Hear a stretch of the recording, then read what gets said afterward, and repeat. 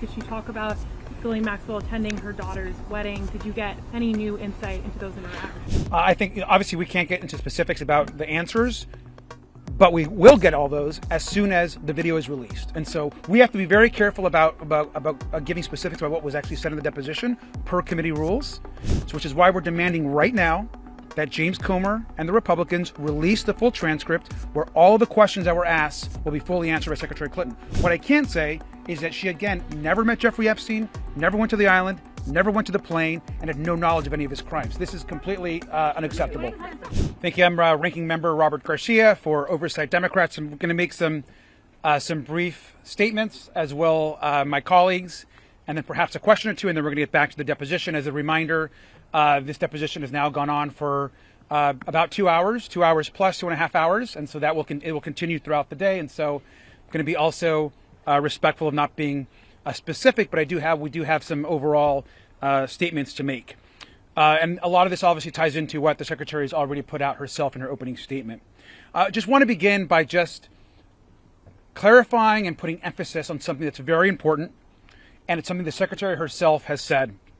Secretary Clinton never met Jeffrey Epstein. She never visited the island. She never flew on his plane. And she also had no knowledge of Jeffrey Epstein's horrific crimes. So zero knowledge of any wrongdoing. And you've also all heard that directly from her. Secretary Clinton is also completely cooperating with the deposition and the committee, and is answering questions in full faith and in good faith.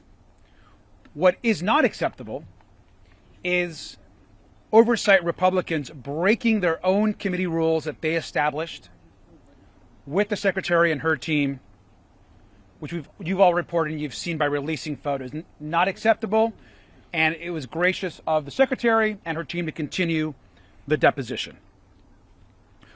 What we also want to say at this very moment is it's becoming more clear every single day is the questions continue to build around this DOJ and the White House and the focus of the majority. We want to understand right now where the missing FBI files are. These are files that accuse the President of the United States about serious accusations around sexual abuse. And the fact that they're not in the files and have been apparently either removed or discarded is incredibly concerning. And so we're calling on Attorney General Pam Bondi to immediately release those files.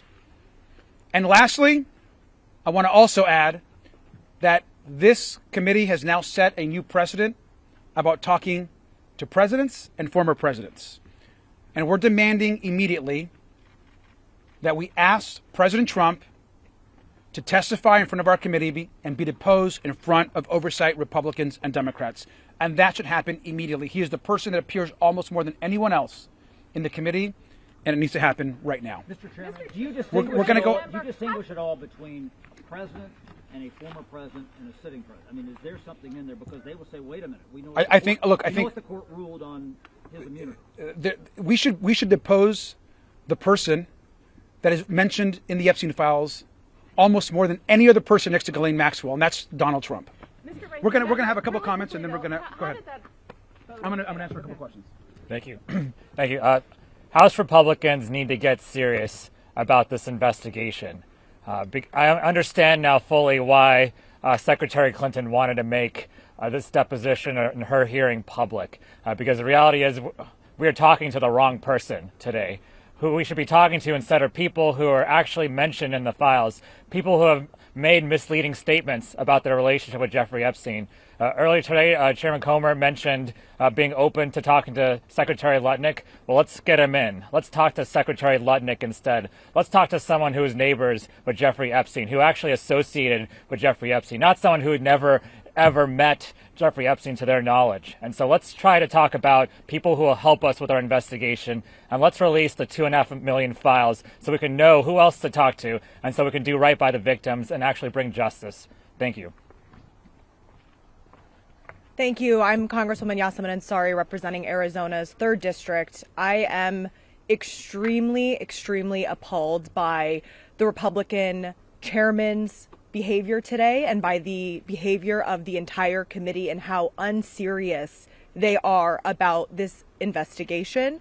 Let's remind the country about what we are actually talking about. Jeffrey Epstein, Ghislaine Maxwell, and a list of many rich and powerful people from around the United States and around the world abused and raped more than 1,000 people who were children, many of whom were children at the time. And today we are sitting through an incredibly unserious clown show of a deposition where members of Congress and the Republican Party are more concerned about getting their photo op of Secretary Clinton than actually getting to the truth and holding anyone accountable. I also want to talk about the reporting from this week and the fact that we now know that the Department of Justice, in their ongoing cover-up, the most egregious cover-up in American history, intentionally seem to have redacted more or withheld more than 50 pages of allegations from a minor against President Trump.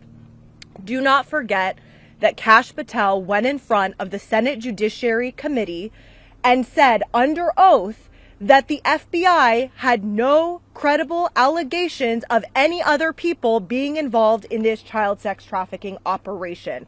These documents that the Department of Justice intentionally has withheld from the American public in regard to the allegations against President Trump came from the FBI. The FBI had interviewed this witness 4 times. You do not do that if it is not serious. So Kash Patel needs to be immediately brought back before the Oversight Committee. He needs to answer these questions again, and we need answers immediately. Again, America is watching. Young people in this country are watching to see if powerful people will continue to protect other powerful people and whether or not Congress will actually hold these perpetrators accountable. Thank you. Wesley Bell, Missouri's 1st Congressional District. And as a former prosecutor, I've been involved in leading investigations in serious offenses, and this ain't it. What we're seeing is political theater. What we're seeing is folks that are looking for headlines and tweets as opposed to doing the business of going about getting justice for the victims in this case, and survivors in this case, I should say, as well. And I think that that's what I think some of our friends on the other side are losing sight of, is that we are here to make certain that justice is served. And it's important for us, and as oversight members, to do our job to ensure that all the evidence, any information is heard, and that any victims, any survivors, voices are heard as well. And that's what we're supposed to be doing. And so what we're seeing today is we have not learned one new thing. The secretary is here. She is more than happy to have all of you come in there and into this deposition and hear her out. But there are those on the other side of the aisle who do not want that for whatever reason. And so we're going to continue to push for justice. We're going to continue to work to make certain that the victims and survivors are given their due and their voices are heard and that justice is ultimately served. Thank you. I'm James Walkinshaw from Virginia's 11th District. The Trump administration's treatment of the survivors of Jeffrey Epstein's crimes has been a callous disregard. We've seen that in his refusal to release the files. We saw that this week at the State of the Union with his refusal to acknowledge the survivors who were in the chamber. One of the things that's been confirmed today is that in addition to having no relationship with Jeffrey Epstein, Secretary Clinton has no relationship with Ghislaine Maxwell. But there are important questions we should be asking the Trump administration about Ghislaine Maxwell. And I hope that our Republican colleagues will join us in asking these questions. Why is it that Donald Trump has refused to rule out the pardon, the clemency that Ghislaine Maxwell is campaigning for? we held a deposition in this committee with Ghislaine Maxwell. She used that deposition as an opportunity to campaign for a pardon. Chairman Comer then walked out before many of you and gave her talking points as to why she should get a pardon.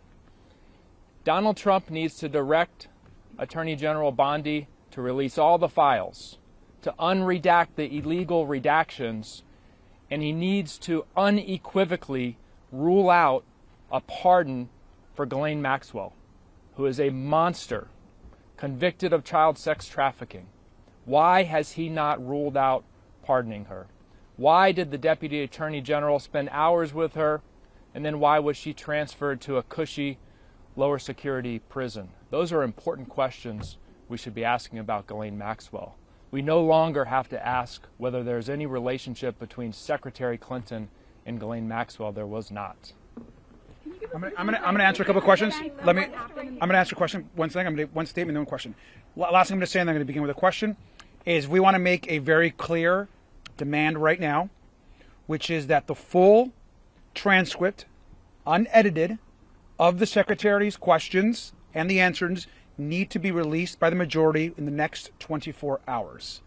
We need the public and the American people have a right to know exactly what she said, what questions were asked of her, and how she responded. That's transparency. She herself requested that the press and the public be allowed into the deposition. That was denied. And so at a very minimum, they need to immediately release the full transcript, and we're hopeful that tomorrow, for the former president, that the press would be allowed in and the public as well. That's been the request. Thank you, Mr. Ranking Member. How did that leaked photo get out, and do you believe there should be any repercussions? Well, the repercussions should come from the majority and from Chairman Comer. I mean, it was very clear that leaked photo was sent out by a member. I think it's not hard to figure out what member that was by looking at the photo. And the fact it was not just one photo, it was one photo and then a second post that also included a photo as well. And so that was completely against the rules. I think we're grateful that the Secretary continued the deposition, but not acceptable. The Secretary's been clear that she has no relationship with Jeffrey Epstein. She's never met Jeffrey Epstein. She said a few times that she has had encounters with Ghislaine Maxwell. She clarified what those meetings were like. Did she talk about Ghislaine Maxwell attending her daughter's wedding? Did you get any new insight into those interactions? I think, obviously, we can't get into specifics about the answers, but we will get all those as soon as the video is released. And so we have to be very careful about giving specifics about what was actually said in the deposition per committee rules, so which is why we're demanding right now that James Comer and the Republicans release the full transcript where all the questions that were asked will be fully answered by Secretary Clinton. What I can say is that she, again, never met Jeffrey Epstein, never went to the island, never went to the plane, and had no knowledge of any of his crimes. This is completely unacceptable. When it comes to Howard Lutnick, when Comer went in, he said it's a possibility. When I asked him if Lutnick would be subpoenaed, Mason said she had an email printed out that she wanted to ask Clinton about. What was that line of questioning like in the room, and was there any discussion about moving forward on a request or a subpoena for Lutnick? We've made the request of Howard Lutnick. It is unacceptable that we have the Commerce Secretary who has lied and lied and lied about his relationships with Jeffrey Epstein, the fact that he went to the island, he went on the plane, he went into business with Jeffrey Epstein, and yet sat there in a chair with a reporter and lied to the American people. He should resign today. He should be removed from office, and at minimum should come before the committee. I think everyone's been clear that we need to hear from Howard Lutnick. Can you give us a line in the room, the questioning in the room? I'm not. I want all of the Secretary's responses to be released immediately, or I want the press to be allowed in to get details on that. Can you give us a sense of what it was like in the room? Is this a very tense deposition? And also, can you give a little bit more color of what exactly happened when this moment on social media is shared? Was there back and forth about letting the press inside the room? So yeah, what I can say is obviously everybody was very taken aback by the committee rules being essentially not enforced and certainly just broken immediately. That is not acceptable, especially when the Secretary said from day one that she wanted the press in the room. When the incident happened, I think this is something that can be reported.